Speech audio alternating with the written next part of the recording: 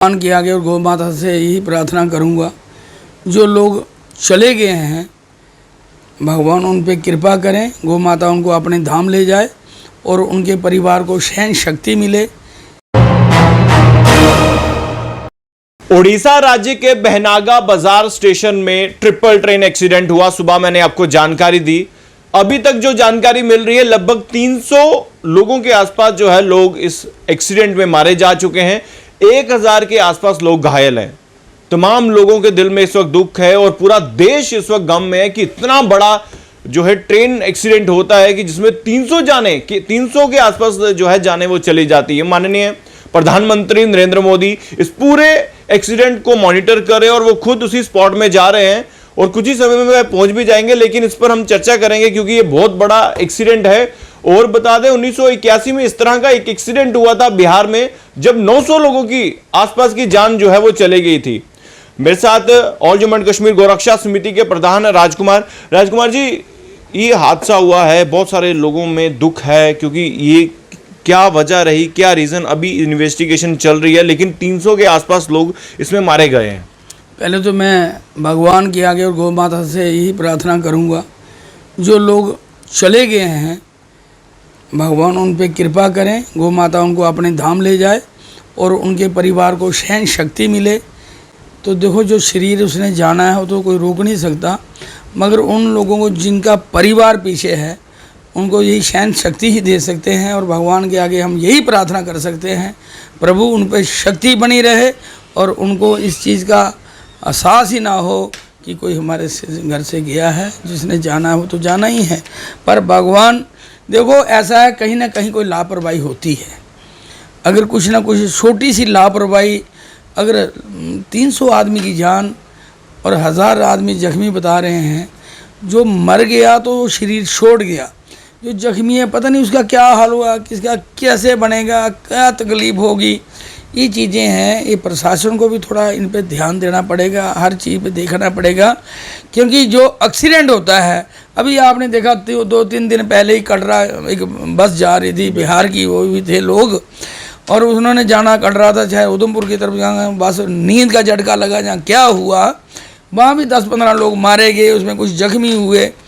तो कहने का भाव है, ये जो चीज़ें हो रही हैं, मैंने अब पहले ही 2 साल पहले बोलना शुरू किया था कि ये 2 साल बड़े खतरनाक हैं।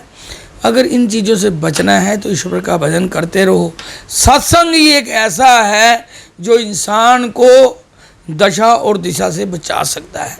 भगवान का भजन ही एक ऐसा है जो हर कार्य, देखो लगनी है जिसको वो लगेगी, मगर जहाँ सूली लगनी है वहाँ सुई लगेगी। कम से कम उससे हम, जिसका जो अपना धर्म है उस धर्म को वो निभाए। अगर कोई सरदार जी हैं तो वो पाठ करते हैं तो वो पाठ करें, अगर कोई मुसलमान जी हैं तो वो अपना अल्लाह का नाम जो लेते हैं वो ले, अगर कोई ईसाई है तो गिरजाघर जाता तो वो जाए, अगर कोई हम हिंदू हैं तो वो भगवान का भजन करें, क्योंकि सत्कर्म ही इंसान को बचा सकता है और कोई दुनिया में ताकत नहीं है जो आगे दशा और दिशा चेंज कर सकती है। तो मैं यही कहूँगा कि जो लोग शरीर छोड़ के चले गए हैं, हम उनकी कमी तो पूरी नहीं कर सकते, मगर नरेंद्र भाई मोदी बैठे हैं, गुजरात जो वहाँ उड़ीसा में जो सीएम है वो भी धर्म का प्रीत है, ऐसा नहीं है, पर उन लोगों की सहायता की जाए, जो जख्मी हैं उनको भी सहायता की जाए, जो शरीर छोड़ दिया है, क्या पैसे देने से वो शरीर तो वापस नहीं आएंगे, चलो एक तरफ का कुछ ना कुछ उनको मिल जाए, थोड़ा सहारा हो जाता है, उससे क्या है, चलो इंसान कुछ ना कुछ कहीं ना कहीं लग जाता है। तो ये जो हादसे हो रहे हैं, ये वजह क्या है, जैसे जैसे कलयुग बढ़ता है ऐसे जैसे ये हादसे होते हैं। कहीं ना कहीं देखो आप हो रहा है, कितने पाप छा रहे हैं।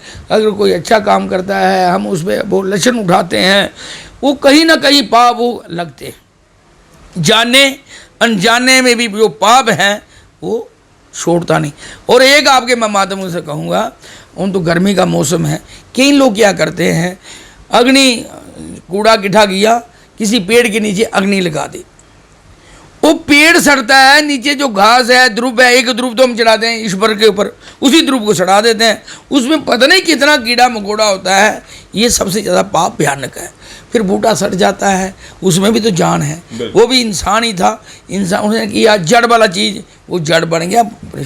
तो इसलिए हमें ये काम ना करें, इन कामों से भी हमें बहुत दुख पड़ना पड़ते हैं, उसी का हमें ये हुंजा का भुगतना पड़ता है। तो इसलिए मैं प्रशासन से आगे भी प्रार्थना करूँगा कि उन लोगों की सहायता की जाए, और दूसरा भगवान के हम आगे प्रार्थना करेंगे, ईश्वर के आगे दुआ करेंगे, कीर्तन भजन करेंगे। जो शरीर चले गए हैं, क्योंकि उनकी गलती तो कोई है ही नहीं थी, वो तो सोए होंगे या कुछ है, चलते चलते उनको पता नहीं कहा, तो भगवान उनको अपने धाम ले जाएं। गौ माता उन पर कृपा करे, हे गौ माता उन पर ऐसी दृष्टि बनाना कि उनको अपने धाम ले जाना। जब उनको अपने धाम ले जाएंगे तो जो घर वाले हैं पीछे, उनको सहन शक्ति मिलेगी, उनको हर चीज़ का एक अभाव होगा कि हमारा परिवार जो गोलोक धाम में चला गया। तो कहते हैं जिसकी एक्सीडेंट हो जाए या अचानक मौत होती है, उसकी गति नहीं होती। क्यों नहीं होती? अगर कोई बीमार है तो उसकी गति कैसे होती है?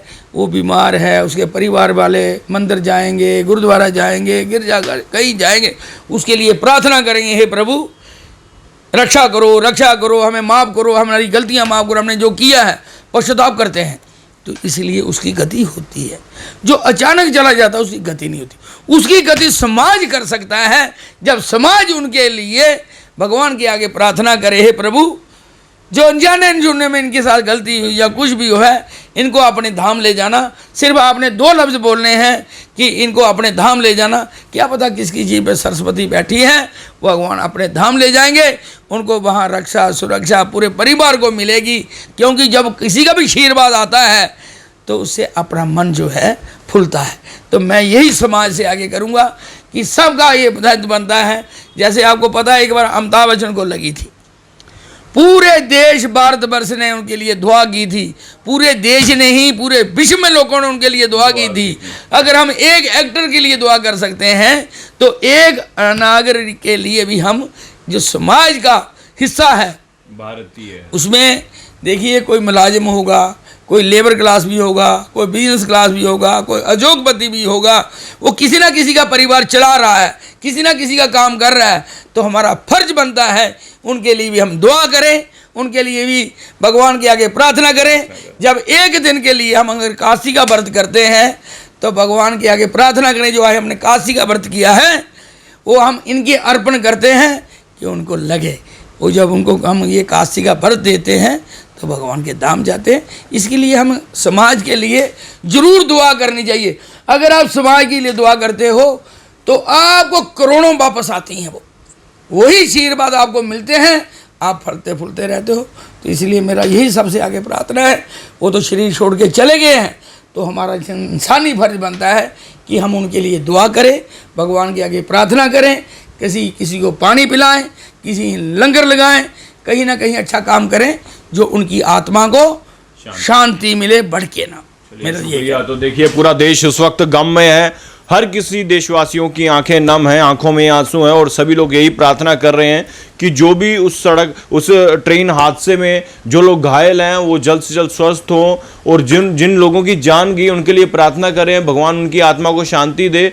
और बता दें ये जो ट्रेन एक्सीडेंट था, ये ट्रिपल ट्रेन एक्सीडेंट था। सुबह मैंने आपको पूरी जानकारी दी डिटेल में कि किस तरह से ये एक्सीडेंट हुआ है। लेकिन अब हमारे देश के प्रधानमंत्री भी वहां पर जा रहे हैं और स्पॉट पे देखेंगे क्या कुछ कमियां हैं उसको भी दूर करेंगे, और जो संभव सहायता की जो उन्होंने ऐलान किया है वो भी उन लोगों को जो सहायता दी जाएगी। और साथ ही साथ बता दें अभी इस वक्त की जो जानकारी है, लगभग 300 के आसपास के लोगों की जो है वो जान चलेगी, और 1000 के आसपास लोग जो है इस एक्सीडेंट में घायल हुए हैं। बहुत बड़ा हादसा है। देखते रहिए भारत मॉनिटर, कैमरामैन शैलेत्री के साथ। जय हिंद।